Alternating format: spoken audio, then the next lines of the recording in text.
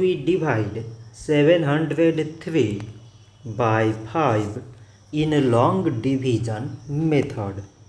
5 times 1 is 5. On subtracting, we get 2. So again we put down this 0 and it is 20.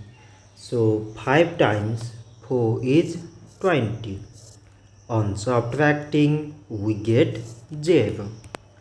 So again we put down this 3 and 5 times 0 is 0. On subtracting, we get 3. So now we have no any other number to put it down.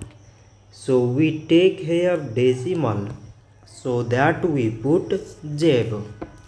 So it is 30 and 5 times 6 is 30.